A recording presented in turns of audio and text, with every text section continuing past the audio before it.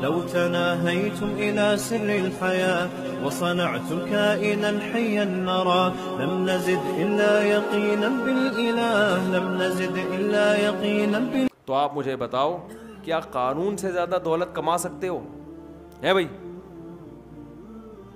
قرآن کہتا ہے قارون جو تھا نا اس کے پاس اتنی دولت تھی کہ اس کے خزانوں کی چابیاں جانور لاد کے چلا کرتے تھے.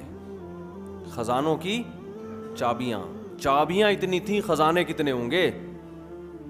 اس سے زیادہ میرے بھائی ہم پیسہ نہیں کما سکتے, اس سے زیادہ ہمارے بس میں نہیں ہے. ہماری چابیاں کتنی ہوں گی؟ کتنی چابیاں ہوں گی بھائی؟ ایک لاکر ہوگا, اس میں نوٹوں کی گڈی رکھ لیں گے, اور کیا ہوگا؟ اس سے زیادہ تھوڑی ہو سکتا ہے. اور وہ نوٹ بھی روزانہ اس کی قیمت آہستہ آہستہ گر رہی ہے. 10 دنوں تک خرچ نہیں کیے تو اور آدھے کی قیمت کے برابر ہو جائیں گے وہ. تو موسیٰ علیہ السلام نے قارون سے کیا کہا؟ اے قارون تجھے اللہ نے بہت دولت دی ہے, تو یہ اللہ نے دی ہے, یہ تیرا اپنا کمال نہیں ہے. اب تو نے کیا کرنا ہے؟ وَابْتَغِ فِي مَا آتَاكَ اللَّهُ الدَّارَ الْآخِرَةَ. حضرت موسیٰ علیہ السلام نا قارون کو سمجھا رہے ہیں. قارون حضرت موسیٰ کی قوم میں سے ہی تھا. تو حضرت موسیٰ علیہ السلام قارون کو کیا سمجھا رہے ہیں کہ دیکھ تجھے اللہ نے اتنی دولت دی ہے, تو یہ نہ سمجھ کہ تو ہمیشہ زندہ رہے گا, ایک دن تو نے مر جانا ہے یہاں سے. تو جیسے انسان کو جب پیسہ ملتا ہے نا کل کے لیے بچاتا ہے کہ نہیں بچاتا؟ بینکوں پہ لکھا ہوتا ہے نا پیسہ بچائیے کل کام آئے گا, لکھا ہوتا ہے نا. تو قارون سے موسیٰ علیہ السلام کے پاس تو پیسہ تھا ہی نہیں, غریب مسکین.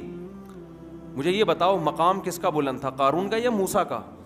حالانکہ پیسہ بالکل بھی نہیں تھا, کیونکہ اللہ راضی تھا موسیٰ علیہ السلام سے.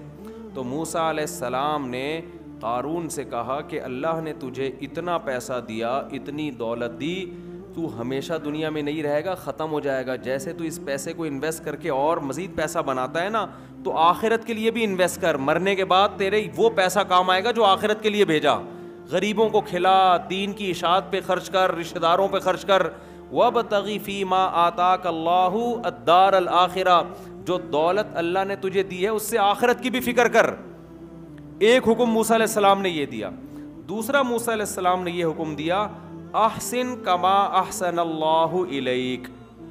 اللہ نے تیرے ساتھ اچھا سلوک کیا نا, دوسرے غریب ہیں, اللہ نے تجھے بہت زیادہ پیسہ دے دیا, تو اب تو بھی مخلوق کے ساتھ اچھا سلوک کر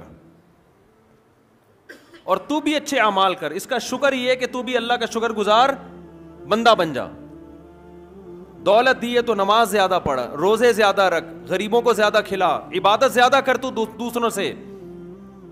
جیسے ہمارے نبی صلی اللہ علیہ وسلم پوری رات جب عبادت کرتے تو آپ کے پاؤں مبارک سوج جایا کرتے تھے.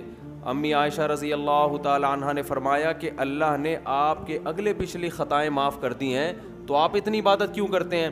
تو آپ صلی اللہ علیہ وسلم نے کیا فرمایا؟ افلا اکون عبدا شکورا. تو کیا میں اللہ کا شکر گزار بندہ نہ بنوں؟ جب اللہ نے مجھ پر یہ احسان کیا کہ میری خطائیں معاف کر دیں, تو مجھے بھی تو چاہیے نا کہ میں اللہ کی دوسروں سے زیادہ عبادت کروں. تو موسیٰ علیہ السلام نے قارون سے کیا کہا کہ تو نے دوسروں سے زیادہ اللہ کی اطاعت کرنی ہے, کیونکہ اللہ نے تجھ پر احسانات دوسروں سے زیادہ کی. قارون کو موسیٰ علیہ السلام کی یہ نصیحت بالکل بھی پسند بولو نہیں آئی.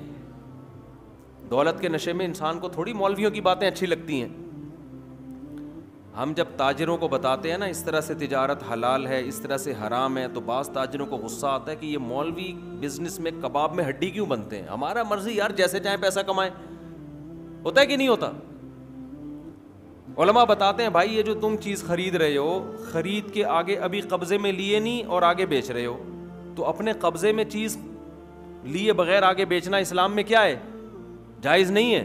کہتے ہیں جاؤ تم مسجد کا ملا, تم نماز پڑھو مسجد میں, یہ کیا اب ہم تم سے پوچھ کے کاروبار کریں گے کیا؟ تو جب پیٹ بھرا ہوا ہوتا ہے نا انسان کا اور جیب بھری ہوئی ہوتی ہے, تو پھر مولویوں کی باتیں سمجھ میں نہیں آتی, اور مولوی بالکل بھی اچھے نہیں لگتے, بالکل بھی اچھے نہیں لگتے.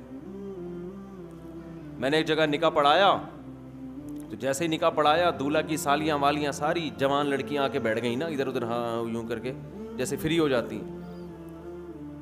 میں نے کہا بھائی یہ تو جائز نہیں ہے یار, یہ سالیاں دولہے کی کیا لگتی ہیں جو اتنا فری ہو رہی ہیں آ کے. تو دولہا کو غصہ آنا شروع ہو گیا. دولہا بولا یہ مولوی کو ہمارے ذاتی معاملات میں کیوں دخل دے رہا ہے. تو کہتے ہیں لوگ کہ مولوی کا کام ہے نکاح پڑھائے اور پتلی گلی سے نکلے بس. یہ آج کے معاملہ نہیں ہے, یہ پرانی سنت ہے. ہوا و حرص والا دل بدل دے, میرا غفلت میں ڈوبا دل بدل دے.